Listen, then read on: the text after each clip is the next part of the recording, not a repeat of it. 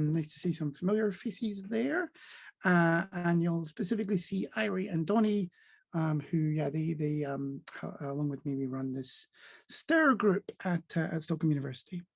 Okay. So, there we go. So yeah, what I do, my thing I do is I look at how people use technology, and I kind of have this sort of fancy name for it, technology in vivo, but I kind of all along my career, I've kind of bounced back and forth a little bit between industry and academia. And I started my career at Hewlett-Packard designing audio devices for them. And then I've gone on the years and had the pleasure of collaborating with people on building things like the whereabouts clock, which showed you where your family was, and Tama, which is a kind of really interesting gaze activated speech system. So one of the kind of, I guess the kind of most distinctive things about kind of my work is I use a lot of video, and that's kind of basically my main way that I do my job. Is when I'm interested in something, I just throw a camera at it in some various kind of shape or form. And I think that's nice for a few reasons. One, I think video is really great at making you focus on what people are actually doing with technology. Let's be honest, academia can get a bit pretentious at times, and you can get far away from the technology and you can start speculating about a bunch of things. And video has this lovely recurring nature of like pulling you back to the dull but ultimately very consequential details of what works and what doesn't work, and what goes on and what doesn't go on. Now, along with using a lot of video, I've kind of over the years really been interested a lot in mobility and transport, how people get around in different ways. And I've tried to kind of develop this kind of user-centered approach to transportation. There's something peculiar about the world of transportation, that it's very systems focused. And so I very much try and kind of look at the kind of person who's moving in different ways. And that's involved looking at a whole bunch of things, from how people use GPS in cars to how people use their iPhones to navigate, to even some recent work we did on e-scooters and how e-scooters are used. And I've tried over the years to kind of get away from looking at cars, actually. And there's something I don't know that just keeps kind of pulling me back. Maybe it's research funding, I suppose, in one way. And I thought I'd escaped, and then I got a grant with Matthias Proth at Linköping, this 5-year grant from WASP-HS to look at autonomous vehicles, which I think are actually really interesting kind of topic right now. Now, it seems like for the last 10 years, we've been told that self-driving cars are only 2 years away. And they haven't got here yet, have they? And I think that's kind of been a bit of an issue, really. And I think this kind of imminent arrival of self-driving cars is kind of, I think it's sort of prevented a lot of kind of academic work in a way. I mean, I think it's been great for funding and for kind of commitments and those kind of scales. And I think a lot of really interesting work has been done. But if it's going to be just out in a couple of years, why do any academic work on it? But clearly now I think we're realizing that this is a 30-year problem.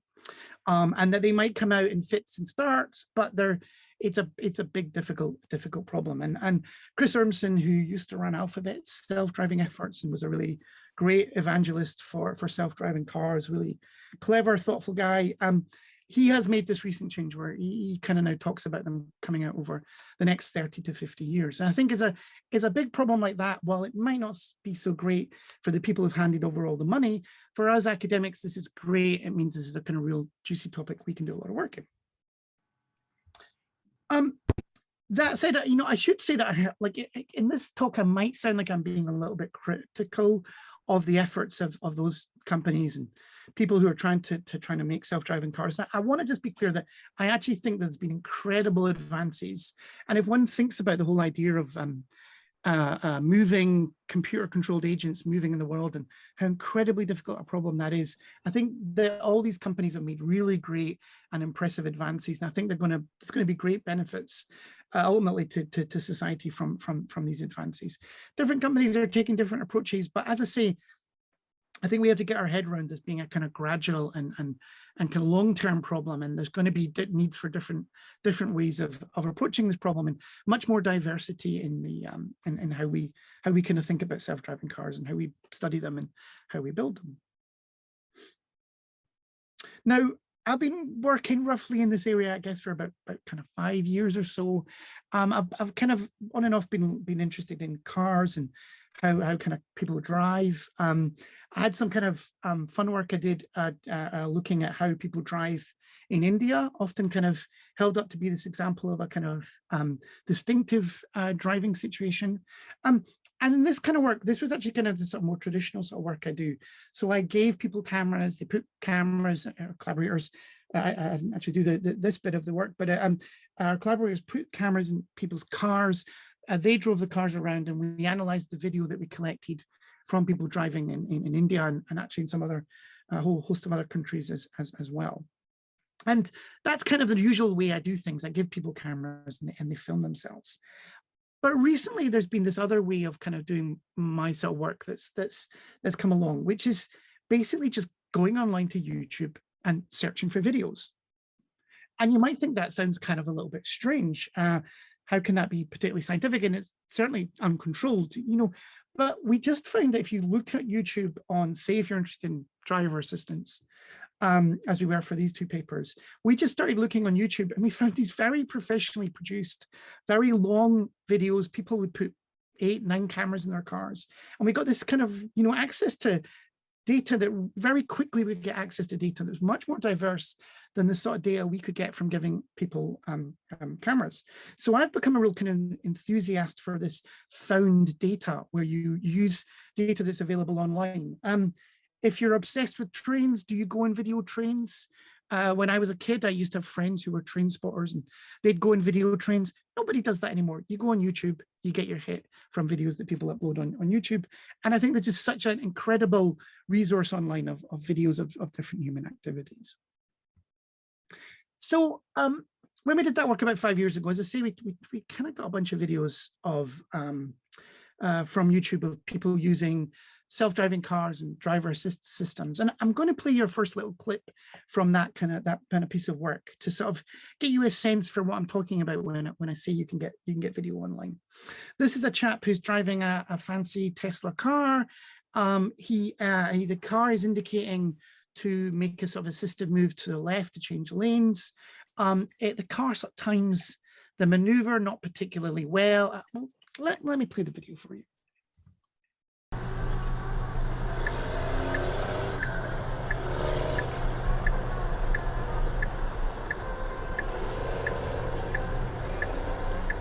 Well, we pulled in ahead of that guy. So I can jump in a little bit kind of detail there. The Tesla's indicating left. It's under the autopilot control. It's indicating left, and you'll see that there's this car that's in the lane behind the car. The guy's got 2 cameras, by the way, one pointing forward and one pointing backwards. And the car there kind of waits a little bit to let the Tesla make the maneuver. The Tesla doesn't make the maneuver, and so the car starts moving again to close the gap. And just at that point, well, what do you know, the Tesla decides that would be a great time to change the lanes and cuts the driver up. And actually, you get the guys who were on the video said, well, we pulled in ahead of that guy. We cut somebody up. The autopilot can cut someone up. And that's basically kind of what this whole talk's going to be about. Cars, self-driving cars, making simple but ultimately pretty consequential mistakes on the road, mistiming their maneuvers, perhaps sometimes doing the right maneuver, but doing it at the wrong time so that you get somebody being cut up on the road, which isn't dangerous in itself, but certainly could be consequential, could be dangerous in traffic. So the kind of work that we're doing, we sort of, there's kind of also about the same time, and ourselves contributing to, they're kind of developed a little kind of group of people doing something that we call the sociology of traffic. And it's a very different approach to looking at driving and road safety. Now, there's a huge kind of body of work around road safety and driving, incredible achievements there and incredible work that's really improved the safety of the road in different ways. sociology of traffic tries to develop a kind of distinctive view on interaction on the road. It's looking at traffic interactions as social interactions, and it involves this kind of very detailed motion analysis of cars and other road users and how they interact on the road. And the kind of goal overall has been to sort of see the road as this kind of social space, kind of to understand it as a space of communication and interaction. And I think like the one way maybe to contrast it with existing work on the road is that it's trying to take the view from the road. It's trying to ask why this maneuver now for a driver, rather than taking the view from up high, the overview view of what's going on. Now, when we got this kind of funding, we thought, oh, well, we'll kind of, how should we start this project? Well, we decided we'd sort of kind of do a rerun of what we did in that earlier paper. So we went out onto YouTube and collected a kind of corpus of different recordings of self-driving cars and how they behave on the road. I should add that we have actually, also we've got a collaboration going with Nissan in their research center in Palo Alto. And so we've been looking a little bit at the self-driving tests that they're doing themselves. But I'm not going to talk about it here. Here I'm going to talk about two kind of main data sources. One is this chap called JJ Ricks, who very helpfully recorded 70 trips that he took with the Waymo in Phoenix, Arizona. The Waymo, by the way, is probably the most advanced self-driving system out on the road just now. It's actually doing driverless rides for paying customers in Phoenix, in Arizona. And also, just to kind of contrast that, we looked at this new feature that the Tesla has. It's not actually released to the general public, but it's been tested out by various YouTubers who've been putting up like kind of sometimes very extensive tests of its behavior in different places. Now, there's certain issues around this kind of data corpus not having the control over the videos and such like, and I'll talk to you maybe if you ask some questions. I can answer a little bit about how we can attempt to deal with that. I do appreciate this is a different kind of source than data you collect yourself, but hopefully you'll still see that this does give us some insights that would be really hard to obtain otherwise. Okay, so what's the project overall? So we're kind of interested in this issue, right? You know, how are current self-driving systems performing? This is not a kind of formal analysis. It's not a kind of very extensive analysis. It's more just a little bite to kind of look a little bit at how these systems are behaving. And actually what we're kind of more interested really in, are there any common problems that seem to exist between different self-driving systems? So not actually sort of like, you know, we're not trying to debug any of these systems, but trying to look if there's any kind of common problems. And particularly, we're interested a little bit on this kind of idea about like the interaction on the road. Is there something about the interaction on the road that these systems are not understanding? Is there some difficulty that these systems seem to be having with understanding traffic? And can we understand what that might be? Okay, so I'm going to start off with a really pretty easy clip. It's a kind of fun clip, at least from where I'm sitting, because the Waymo's driving goes completely wrong. This is one where there's like kind of like a real big problem. This is, I think, so 54 in one of the drives that JJ Ricks recorded. And as he says at the beginning, buckle up, this one is wild. The car is going to get stuck on the road and cause a bit of a disturbance. So yeah, mentioned this guy, JJ Ricks. What he does is he takes the rides as a paying customer. He records them. He does some really nice video work. He actually records the in-car visualization as well as the view from the windscreen. And most of the driving's pretty much like this. Turns out Phoenix, you know, is not the busiest, Chandler, where they're testing it, not the busiest roads in the world. Most of the time it drives along pretty easily. But in some cases you get kind of interesting problems. In this case, the car just gets stuck at the end of this road here.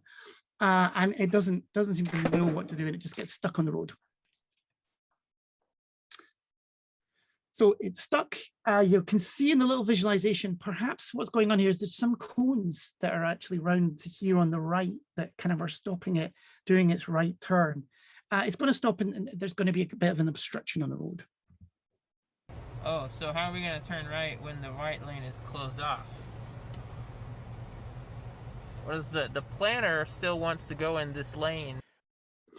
So as the car is stuck, you see cars start to come behind and they start kind of turning around. It's stuck in the road in a bit of a weird place. And then actually the car calls for roadside assistance from Waymo. And he actually gets to take a call. Air support. Hey, I see there's some funky stuff going on here. Yeah. Yeah. So the roadside assistants kind of get them on the phone and they say, oh, someone's going to come out and help. And actually see the point, there's cars start driving around the Waymo.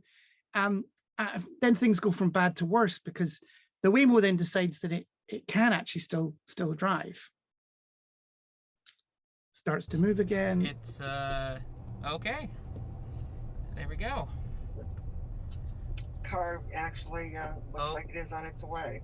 Oh, I don't think it was supposed to do that. Oh no. Oh no. No, it actually did it pause again? It looks like it did. Oh, now it's blocking the entire road. And it just gets stuck in the road for about 10 minutes until someone comes in and drives the car away. It's worth watching the video. The guy who's actually trying to drive the car, the Waymo car starts driving away from him and running away from him. So it's kind of worth seeing. Cars are going over into the other lane on the other side of the road to try and get around this car. Fortunately, nobody got hurt, but this is a kind of pretty catastrophic failure. You'd certainly get a ticket, wouldn't you, from a traffic officer for doing this kind of driving. And this, unfortunately, isn't just a problem that the Waymo cars have. It seems to be there's a kind of perennial problem self-driving cars have, that they stop on the road at any appropriate points, that they halt. Now, I want to kind of make it clear, I'm not focusing on why the car is stopping. We don't have any access to the system that Waymo's running or any of these cars are actually running. But I think we're more interested in understanding how this stopping is part of the interaction with other road users. And then we're going to go through different ways that the cars stop in different ways, causing kind of problems on the road and problems with the driving. I should say nobody gets hurt in any of these videos, which is kind of great, but they do cause some problems with the traffic. Now, if you think about humans and how we stop on the road, we actually stop to do a thing that you can call yielding. Penty and America, these are two researchers doing the sociology of traffic, and they done a number of extensive papers, but this is one of my favorite ones here, where they just make this really simple point that turns out, I think, to be kind of bring out this contrast between when self-driving cars stop and when humans stop, is that we stop all the time to yield to other road users. We show that road users communicate and negotiate their spatial co-presence and trajectories, that they're mobile actions, that they're designed so that they're recognizable to other road users as doing yielding. So other people can see that you're yielding and you can yield and see that other people are yielding on the road. And this happens all the time, and without it, you would not be able to successfully navigate any busy traffic intersection as a pedestrian or as a driver. Okay, so let me jump in and play you a second clip. This is slightly less dramatic, but still the Waymo car here makes a bit of a mistake on the road. Started out doing engineering. So I might have something lined up for me there. Oh. Why did we stop? I don't know. That's a very good question. Because of all those cars coming at us. Yeah, it could have kept going though. This guy over here. See all these green cars up here? Did he get? Oh yeah, did the guy behind us like freak out and then? Oh, did my phone just crash? Oh, I'm getting a call. Are you kidding me? No. Well, there's a few other things going on here, obviously, in this clip here. But I just want to kind of point out that if we kind of focus on what the car is doing, you can see that it's taking this left turn here. It has a green light, but it hesitates and lets the cars go in front, and it actually stops. And then by the time it's actually kind of going, all this traffic's coming towards it. It has to wait until all that traffic is out of the way, and then it finally does the maneuver. And then actually they talk about it in the car. You can see that why did we stop? I don't know. That's a very good question.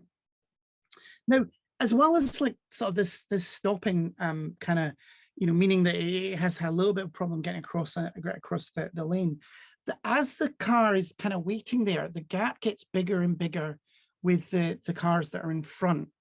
And one of the things that sociologists like myself have spent a lot of time looking at is cues. And it turns out that cues are a really simple sort of social formation, but you can actually see a lot of the kind of primordial features of interaction in cues.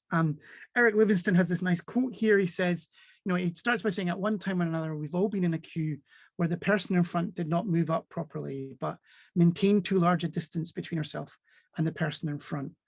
And I don't know if it's because I'm British, but this is just a kind of major source of anxiety for me when this happens.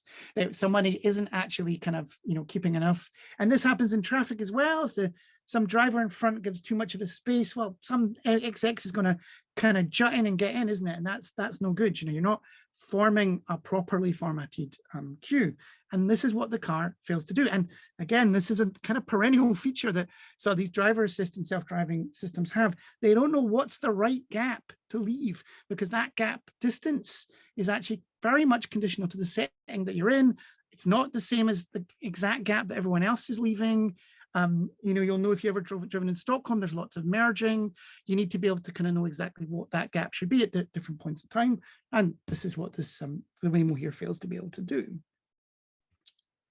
Now, these are kind of small problems. Perhaps they could be fixed, but they become even more complex if we throw in that essential part of learning to drive, which is those people that you try not to hit, otherwise known as pedestrians. And let me play you a little interaction. This is another little interaction takes place between the Waymo again and some pedestrians who are walking along the road.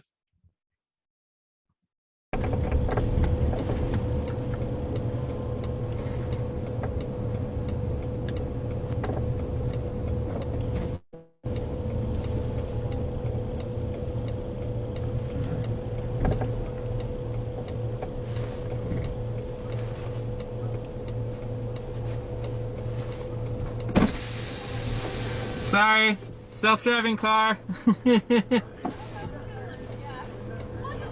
it sees you, so no worries about that. So again, the car has managed to get around the corner here, but you know, it's not exactly particularly smooth driving here. There's this interaction between the pedestrians. The pedestrians try and kind of bunch themselves up into one kind of group, slow down and I think kind of shuffle themselves to become this kind of stationary unit. Car doesn't see this, slows and then kind of stops. And then the pedestrian tries to say, you know, come along. Car doesn't see that. And then eventually the passenger actually winds down the window and has to say, sorry, self-driving car, it sees you, which maybe wouldn't be that reassuring if you're a pedestrian. And of course, in all these cases, nobody gets hurt, but one has to think that these are certainly elements of, you know, driving that could be problematic in different situations. Now, pausing is actually a kind of super common feature of interaction, and face-to-face interaction. We use pauses as well as when we're in our car as well. There's some really nice work here. There's a lovely paper by Chuck Goodwin where he looks a little bit about how people use pauses when they're interacting face-to-face. And one of the things that we use a kind of pause for is it's not just about showing that we're thinking or something, but you know, it's that thing where you make a pause to get people's attention, to get people's kind of looking at you. It's a resource that you can use. It's a resource you can use in the interaction, in the emergent interaction. And similarly on the road, again, pausing is not, when we've got human drivers, it's not a sign that something's wrong or a safety behavior to prevent a collision. It's something that's used as an interaction resource to not only, but to also yield. We use pauses to do things. Right. Okay, so I've shown you 3 examples of the Waymo. Last little clip I'm going to show you, I promise, is from the Tesla. This is the Tesla's full self-driving system here. And we're going to see here try and navigate a 4-way intersection, very common in the US, of course, if you've ever driven there. And I'm going to count the number of cars that go in front of the Tesla here where it really should have taken its turn.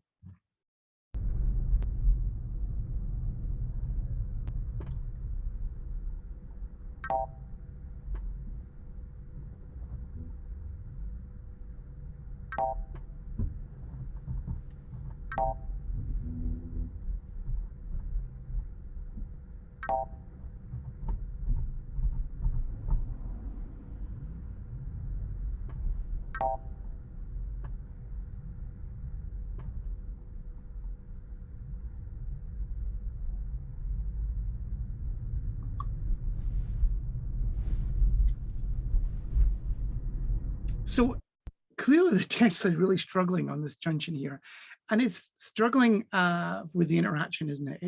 It's both failing to see that other cars are yielding for it, but also failing to yield itself for other cars, as well as just failing to not yield and take its turn. And while it finally does get through the intersection here, it doesn't actually manage to continue. It basically kind of brute forces its way through the junction. There's been some recent work looking at how we actually deal with temporality and time when we're interacting face to face. And there's this really nice paper by Lorenzo Mandada, and Lorenzo's looking there at so we're used to looking at like turns when we're talking to each other. So I might ask a question and you might give an answer, and we take turns. And you know, we're used to that. You know, we don't all talk at the same time, right? When one person talks and the next person talks. But Lorenzo's been looking at what's called multimodal analysis of interaction, where you actually look at what people are doing with their body as well as what they're saying. And what she's been kind of uncovering is the way in which we preempt, you know, our answer while someone's talking. So as someone starts to ask a question, we might project what the question is going to be about and actually start to produce an answer, sometimes with our body, before they've actually finished saying what they're saying.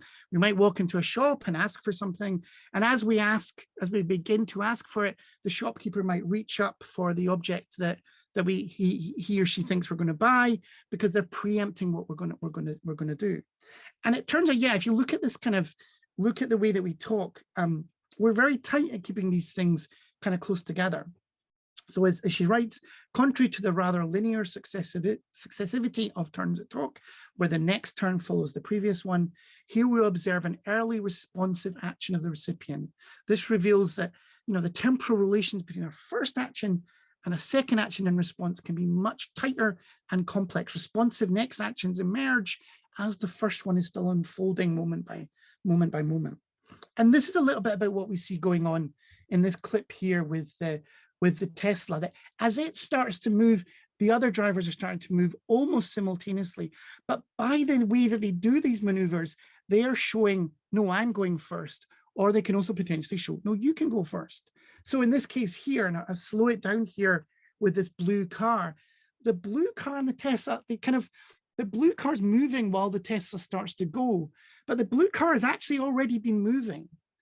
And you can see there that even though they're both moving at the same time, by the way that they've done their move in the road to the blue car, it's visible as I'm going first and you're going second. Kind of a level of subtlety in the interaction, which you actually do need to be able to understand to be able to navigate these intersections, but one that is not necessarily something that a self-driving car like the Tesla as yet can actually see and produce. Okay. So 4 videos there, I think 4 kind of interesting examples there of self-driving cars. And I'm basically showing you this super simple thing that people do on the road. They yield. We yield on the road, and our actions are recognizable to other road users as yielding. And I think you'll see there that some of the challenges that the self-driving cars have in how they halt, that they're not yielding, they're halting in the road, and that's problematic. In the 4 different examples there's different kind of little aspects of that, you know, knowing where and when you can stop and when you shouldn't stop, maintaining a gap with the person in front, working out who should go first when there's pedestrians, and a little bit there at the end about the difference between sequences and timings. And I think it kind of gives us this kind of bigger question, which is what our project is really working on, which is, can self-driving cars actually understand the social road? What chances do they have to understand these sort of interactions, and what kind of vehicles will we be putting out onto our roads if they can't understand these kind of very basic social interactions that traffic is, that's important to be able to accomplish traffic together. Thank you very much.